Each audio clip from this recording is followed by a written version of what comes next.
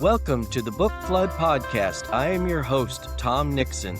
My guests this week are Nikki Shannon Smith and Don Tate.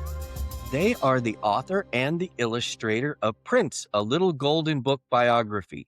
Welcome, Nikki. Welcome, Don. Happy to be here. Tom, for having us. Good to see you. Absolutely.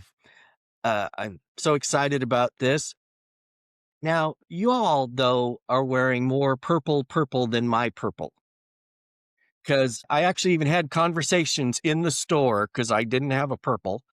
And I said, is this purple or is this not purple? Because, I'm a guy and, So this is close. But then I look at your purples and I go, well, no, that's the real purple. You get to define your purple. I think Prince would approve of shades of purple. So you're all good. Exactly. I actually describe what you're wearing as periwinkle. So that's a shade of purple as well. Hey, I'll take it. Looking like an illustrator, right? Right. So you both have a book birthday happening. Tell us about the book. And there's the lovely cover. Why don't we start with Nikki and then go to Don? Okay, so it is Prince, a Little Golden Book biography, and it's a short children's book that tells the story of Prince from the beginning of his life all the way up through the end, and woven through are some themes and things that were important to him that I hope children can take away, things like work ethic, being yourself, speaking up for yourself, advocating for yourself, and following your dreams. And Don? Yeah, I think that Nikki pretty much covered it really well. I was just very excited and honored to have been invited to bring the story of life in pictures. So what is your favorite Prince song? It's the $1 million question. For me, I would have to say When Doves Cry. A little bit of a secret, I'm not a big dancer. And while I love Prince music, I can't really dance to it. But when I hear When Doves Cry, that's one of those where I'm sitting at my desk working here and I can bob my head. So I love When Doves Cry. And I also love Purple Rain. Purple Rain takes me back to the time period when that movie came out. I think that oftentimes music is attached to our emotions or whatever we were going through at the time that it came out. And when I hear Purple Rain, it takes me back to a time in my life when I was very young and happy. And yeah, I love Purple Rain. Nice. So Don is going to give you a better answer than I am going to be able to give because there are just too many. I've been a Prince fan since I was 10, 9. Wow. And so I listened to his whole catalog just about, and I'm a mood listener. So one of the things I love about Prince is he has a song for every mood. He has a song for every feeling. He tells stories through his songs. So I have favorite songs on every single album, multiple favorite songs on every single album. I'll give you one favorite, which is Starfish and Coffee. The reason I love that one is it does tell a story. And I also have a lot of happy memories attached to that song. It was believe it or not, my second grade class song when I was teaching second grade. And they learned the song. We would sing it. Actually, behind me somewhere, probably off screen, is a mug for coffee with starfish all over it. That song appeared on The Muppet Show when Prince was a guest star. And my class was called the Sea Star class. So I have a lot of special associations with Starfish and Coffee. So as the author and the illustrator of this book, how did you end up working together to make this happen? Why don't we start with Don?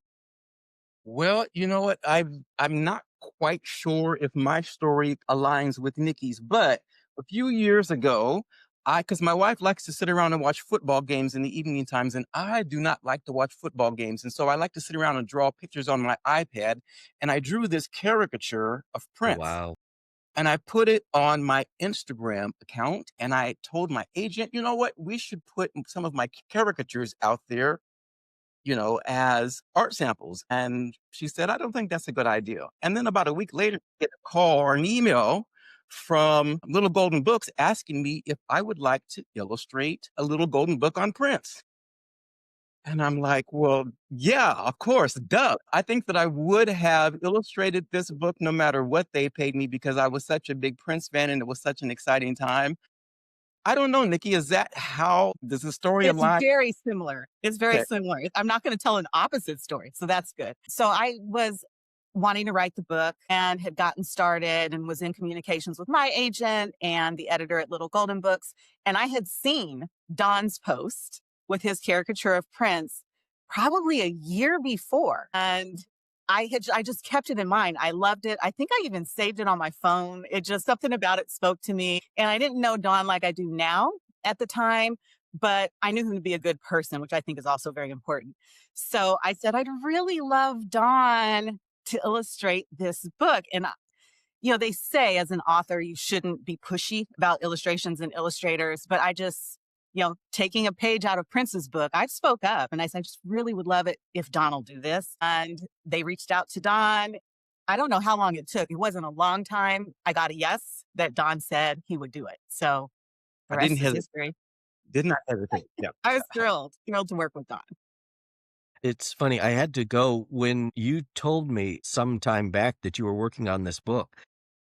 I went, Prince? And I had to go, oh, okay. So they're doing other stuff now, because I sort of remember the Little Golden Books as the Little Golden Books, and they weren't that sort of thing. But looks like this is going to be wonderful. Thank you. Yeah, this is not your pokey little puppy book at all. Right. But they do have a really nice growing line of biographies for kids. And one of the things I thought as I was pondering pitching this book was, there's a Taylor Swift one, there's an Elvis Presley one, and Taylor Swift is a newer talent and nothing against her at all. But I thought, Prince paid a lot of dues. He paved the way for a lot of people. So if she can have one, he probably should too. And you just happen to know a writer who was willing to take on that. I was like, I think I know somebody who really likes Prince and also writes books. What was the idea behind the book? The idea, first and foremost, well, I guess there were a few.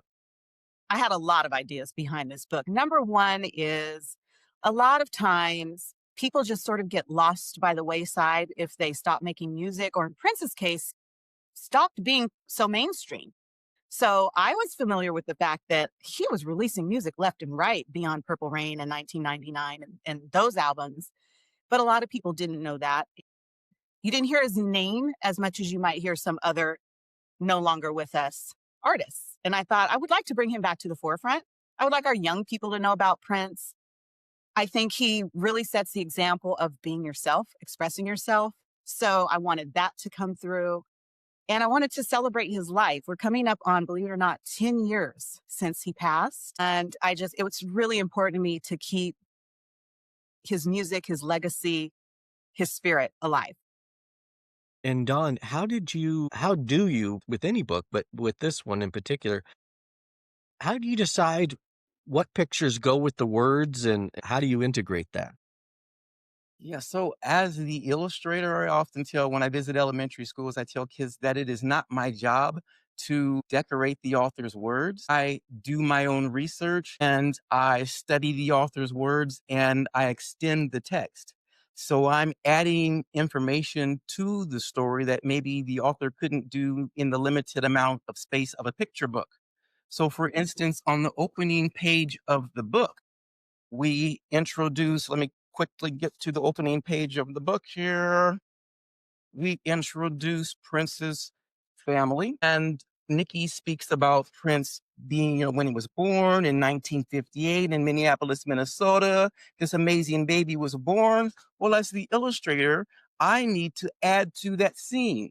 But what would that scene look like? I do my research. I probably don't know exactly what the parents were wearing. I probably don't know exactly what that living room looked like, but I do my research and I study like homes of the time period. I study the costumes of the time period and I make an educated guess based upon my research. I did find a few pictures on the internet of Prince when he was a baby. If I remember it, and you may remember this, Nikki, it's a Christmas scene. There's like a Christmas tree and the family is sitting around and you can see the old fashioned TV. And I use those images to, they inspired the images of the book. Right. Exactly. There are a surprising number of images of a very young Prince with his family. Yes. Floating around. Yes. No, it'll be out on Tuesday, January 6th. And depending on when this airs, that could be today. For us filming, it is tomorrow. So we're really excited. It's not out yet. So the best we can do is watch the interactions that we have as we post and share online on our social media platforms, and watch sales rankings, which sometimes they're accurate and sometimes they're not. But Prince fans are really excited, which that's what matters most to me right now, is that people who love Prince are excited to see this book for kids come out into the world. Teachers are excited. I think it's going to be an exciting launch. Yeah, and one of the things that I didn't realize before, there are online Prince fan groups on Facebook and on Instagram, and I've been following them, and folks are really excited about this book. As a matter of fact, I posted on TikTok, and several people said immediately, I got to have this book. I'm ordering this book. I ordered this book, and then I've seen even yesterday, folks saying things like, I forgot my email and my book is in the mail. It's been shipped and they're counting down to when it comes in the mail. So folks are really excited about this book. It's very rewarding. And it has a lot to do. I have to give credit to Don. It has a lot to do with the eye-catching cover, the color scheme. I'll hold it up to, there's a glint in Prince's eye that was often there during his performances that Don captured. And I think that the cover speaks for itself. And then, Prince. And oddly enough, recently, two of his songs, Purple Rain and When Doves Cry, were featured on the finale of Stranger Things. Songs from his catalog sales increased like 190% last week. So it was just this odd set of coincidences. So that may help younger people also become more familiar with Prince. And the book. And I would add that I'm really thankful to my art directors. I appreciate your comments about the artwork, Nikki. But when I visit elementary schools, I tell kids that when you create a book, it's not about that first draft or even the second draft or the 30th draft. I had to draw that cover over and over and over again. And I kept thinking, I've got it. This is it. This looks like Prince. And I would hear back from my editors and my art director. Nope, can you work on the eyes? Nope, can you work on the face? No, can you re-sketch the likeness? Until I was going crazy. But now that the book has come out and I'm really happy with the cover, I'm thankful to the art director and all of that revision. Don, I'll let you start.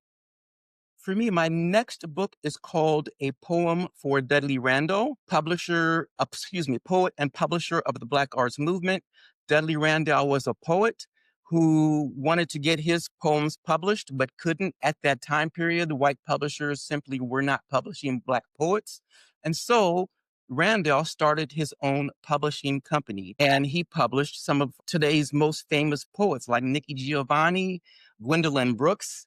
And so, yeah, that book publishes in August. Really excited about that book and excited about getting kids more information about poetry and expressing themselves through poetry. That sounds great, Don. My next thing coming out will be out actually on the anniversary of Prince's passing, April 21st. It is a book with Scholastic, a middle grade historical fiction novel that intertwines the stock market crash with the sinking of the Titanic. And there's a little bit of mystery, a little bit of a love story, coming of age, family. And I'm looking forward to that one coming out too. And of course, I'm always writing something. So I'm also on a couple of deadlines that I can't talk about yet. Thank you, Tom, for having us. Such an honor.